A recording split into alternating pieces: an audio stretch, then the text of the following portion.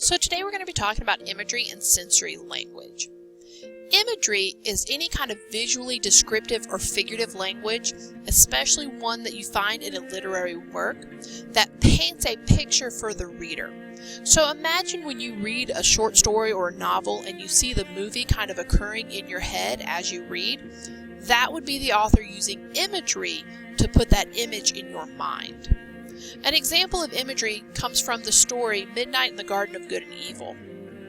Walls of thick vegetation rose up on all sides and arched overhead in a lacy canopy that filtered the light to a soft shade. It had just rained. The air was hot and steamy. I felt enclosed in a semi-tropical terrarium, sealed off from a world that suddenly seemed 1,000 miles away.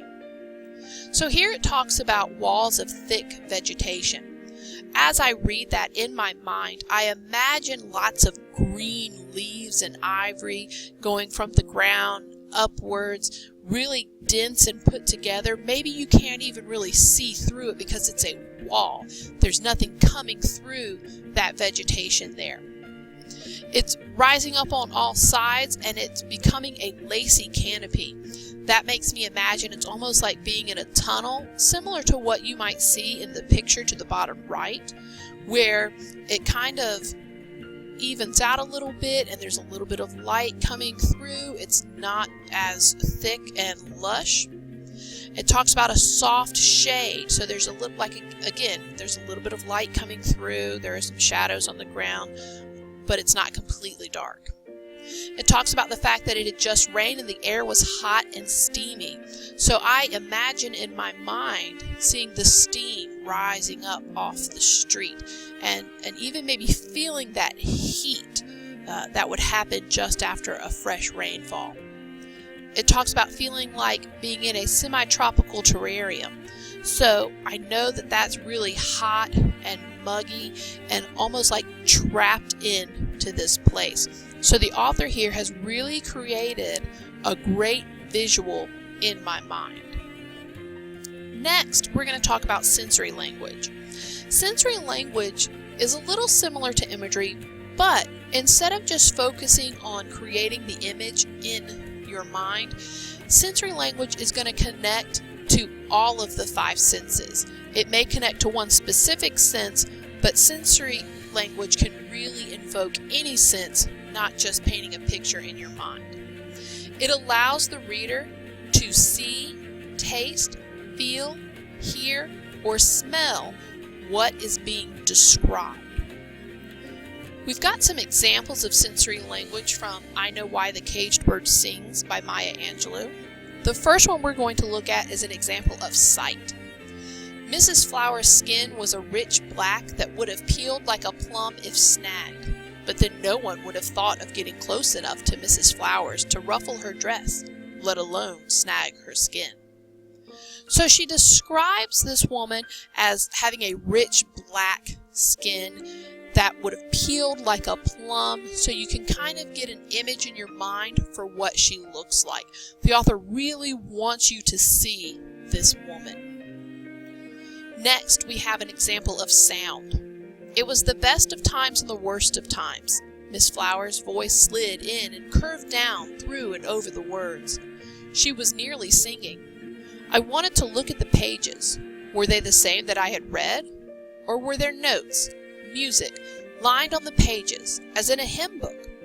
Her sounds began cascading gently. I knew from listening to 1,000 preachers that she was nearing the end of her reading. And I hadn't really heard to understand a single thing.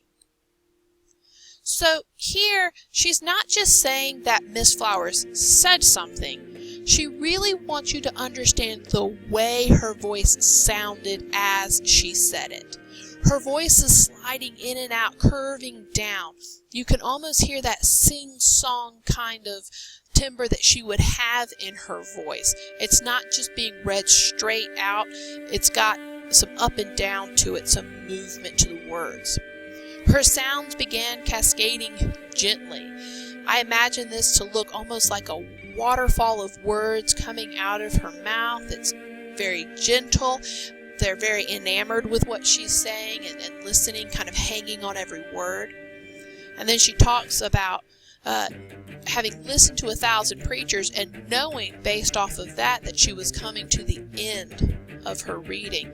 And so now she's comparing the way that Miss Flowers is reading to something that she's hoping maybe the audience is familiar with, the sound of a preacher finishing a sermon. So again, it's not about the fact that she's saying something, it's how she's saying it. It's describing how the words are coming out of the mouth. That's what's giving us that really great example of sound. Next we have smell. The odors in the house surprised me. Somehow I had never connected Mrs. Flowers with food or eating or any other common experience of common people. The sweet scent of vanilla had met us as she opened the door. So again, it's talking about the fact that the house smells like sweet vanilla. So she's not just saying that it smells, she's describing how it smells, hoping that you as the reader can get a hint of that vanilla as you read the passage. Next we have taste. The sweet vanilla flavor was still on my tongue, and Mrs. Flowers' reading was a wonder in my ears. I had to speak. So again, talking about that sweet vanilla flavor, she wants you to really taste what it tastes like. She's not just saying that it's got a good flavor. She's not just saying that it's sweet. She's being very specific. It tastes like sweet vanilla. And then finally we have touch. I jammed one whole cake in my mouth, and the rough crumbs scratched the insides of my jaws. And if I hadn't had to swallow, it would have been a dream come true. So here it talks about the rough crumbs scratching the insides of her jaws. And she really wants you to get a feeling for what it felt like to eat the cake, what the cake felt like as it came apart in her mouth. She wants you to get that touch sensation. So, when an author uses sensory language, it's not just saying that something is seen or heard or smelled or tasted or felt. The author is specifically describing how. How does it feel? How does it taste? How does it sound? How does it smell? How does it look? So that the reader can really get a good sensory connection to the selection. So in review, imagery is any visually descriptive or figurative language, especially in a literary work, that paints a picture for the reader. Sensory language is going to connect to one of the 5 senses and allow the reader to see, taste, feel, hear, or smell what is being described.